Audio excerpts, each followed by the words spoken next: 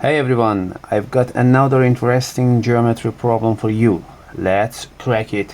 We have an equilateral triangle with side lengths of 4. A semicircle is drawn inside it with its diameter along one side intersecting the other two sides at these points. And we need to find the area of the shaded region. Here is yellow. Which way would you go? Long and complicated calculations or pure geometry? I'll go with the second approach. Welcome to Geomasic. Let's assume this point is the center of the semicircle. Any line from the center to the circumference is a radius, so its length equals the radius. Let's connect the center to these points. We know the diameter is 4, so the radius is 2. And of course, these two lines are the radius of the semicircle, which are equal to. Since it's an equilateral triangle, all three angles are 60 degrees.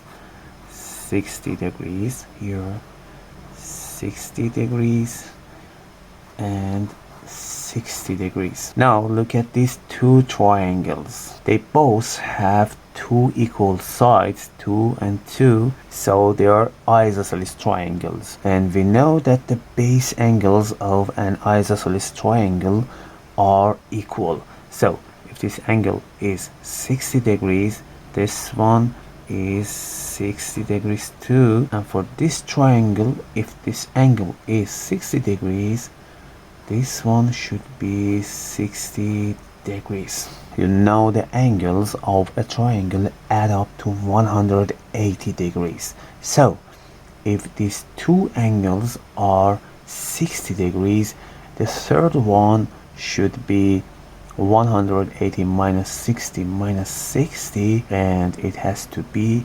60 degrees. And the same goes for these two angles. If these two base angles are 60 degrees, this one should be 60 degrees. And you can see both of them are equilateral triangles. Now look at the diameter of the semicircle. It's a straight line, so these angles add up to 180 degrees.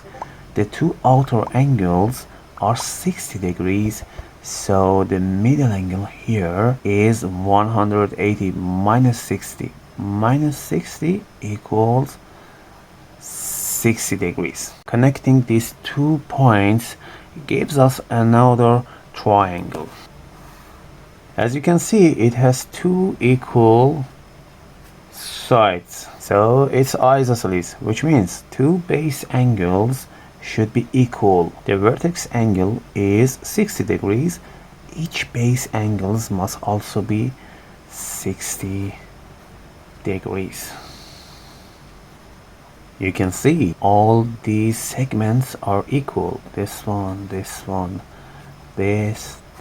and these two sides. Now let's use all these lines and angles we have drawn to get our final answer. Look at this corner, another small triangle with a 60-degree angle. Since each side of the large equilateral triangle is 4 and these two segments are each 2, the two legs of this small triangle are also 2.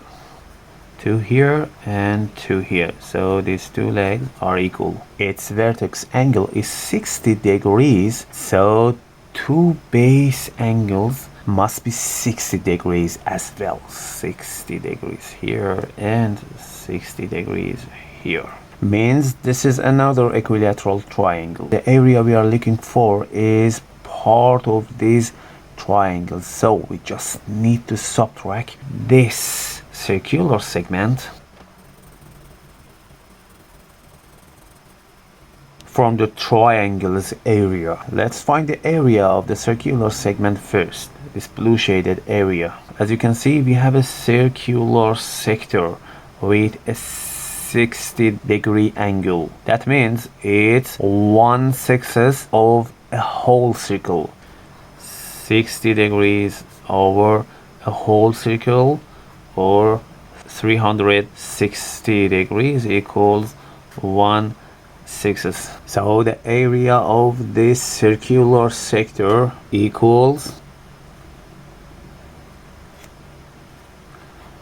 1/6 times pi times r squared. R here is 2, so this area equals 1/6 times pi times 4 equals 2/3 times pi. Now subtracting the triangle's area from the circular sector gives us the area of the circular segment, this blue shaded area. We could find the area of an equilateral triangle the usual way, or use the shortcut formula. We know the area of an equilateral triangle equals the square root of 3/4 times a squared. A is the side length, so the area of triangle, equilateral triangle, equals square root of 3/4 times a squared, which is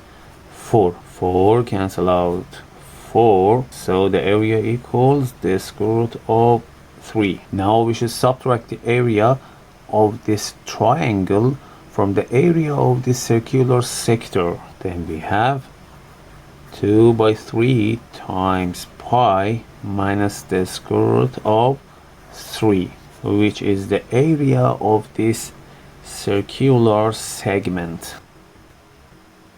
At the final step, we subtract the area of this circular segment from the area of this equilateral triangle. Use the same formula, we get this triangle's area, so we have the square root of 3/4 times 4 minus this area, 2/3 times pi minus the square root of 3. 4 cancels out 4, then we have the square root of 3 minus 2/3 times pi minus the square root of 3, which is equal to 2 the square root of 3 minus 2/3 times pi, which approximately equals 1.37. Have a good time.